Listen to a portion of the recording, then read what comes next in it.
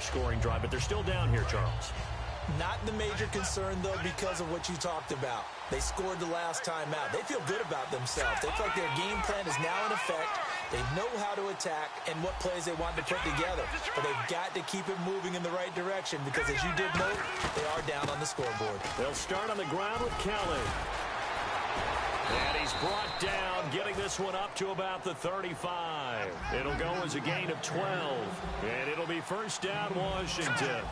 Love the run right there. And when you analyzed him coming out of college, when you tried to put a grade on him, you saw the flashes while he was in school, but you didn't see the full production. You didn't see the finished product. He's a little bit raw, but you can see why people liked him. Those types of runs make you think there's plenty more there, and we'll see if that continues for him. That incompletion, Charles, gives me a chance to put you on the clock real quick. NFC teams last year that did not make the playoffs that might make a push this coming year. Well, three that come to mind right away that we thought were going to be in 2016. Minnesota, remember the start they got off to before that didn't work out so well for them. Arizona, we thought they were a lock to be in the playoffs. In fact, many of us called them Super Bowl contenders. And Carolina, the defending NFC champs going into last season, they didn't make it. So I think that all three could return to former glory. I'm going to give you one way off the pace here. You ready? Let's go. The Los Angeles Rams. They get the young quarterback going, and that defense continues to live up to expectations. They can make a real strong push in the West. They've got the D, you're right. They just need the O. And the offense there, the O-line, everybody really on offense, they were just manhandled at the point of attack. Yeah, you could pretty much call them all out, couldn't you? Almost by name. Now whistles come in. We're going to get a timeout here by the offense.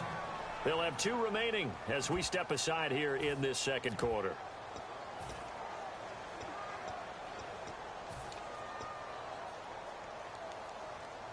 Now look at this, 4th and 12, and they're going to line up to go for it.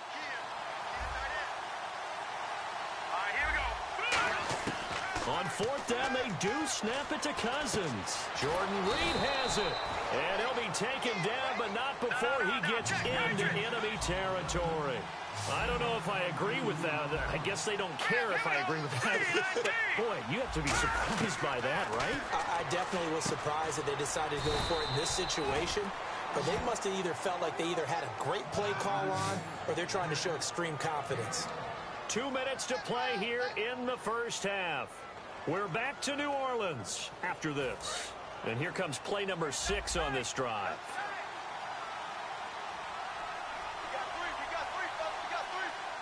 They come out with 1 back and 3 tight ends. On the run, it's Kelly.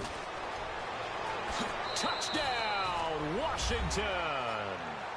A great effort there with his 2nd touchdown here in this first half. And the Redskins are an extra point away from tying this thing up. Now it's Hopkins to add the extra point.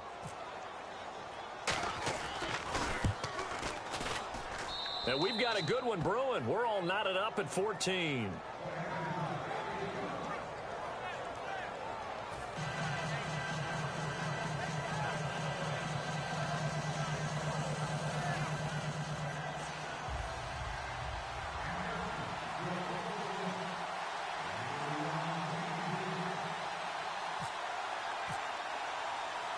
So a tie ball game here as the kick's away.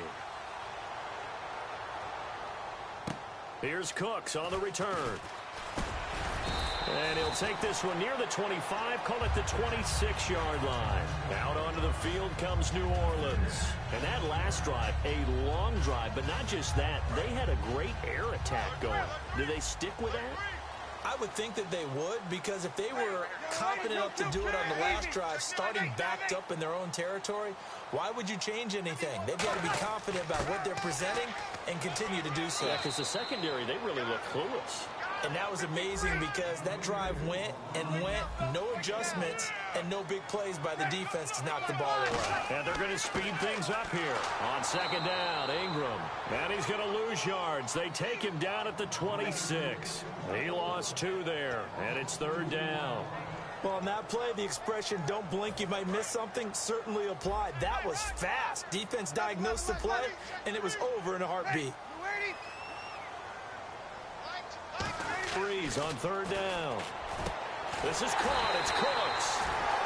takes this one just shy of midfield all the way to the 49. He's such a good route runner. Shows it there on third down. Very proficient and a good pass. And you know what I've observed over the years in the NFL? The better a route runner you are, the more confidence your guy's going to have in you to go to you in important times because he can trust you being in the right spot, and they connected there and picked up a first down. And able to push his way forward here for a good little gain. Now hold everything here. We're going to get a timeout by the offense. It's just their first, so they'll have 2 remaining here before we get to halftime. Second down, and the offense in search of 6 yards.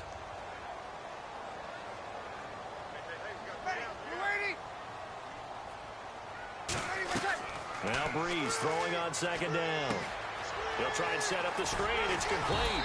And he'll be brought down, it looks like right at the 40. It's a 7-yard gain there, and it's good enough to move the chains. For a second there, I thought that might break big. Screen pass. Looked like it was coming together. Looked like there was an opening. Still, ended up with a solid gain.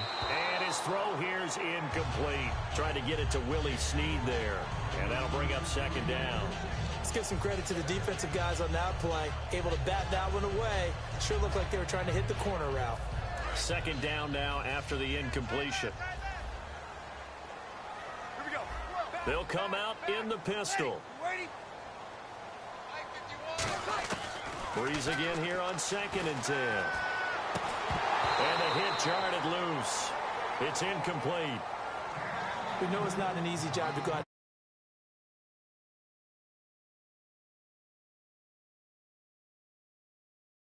He should have caught.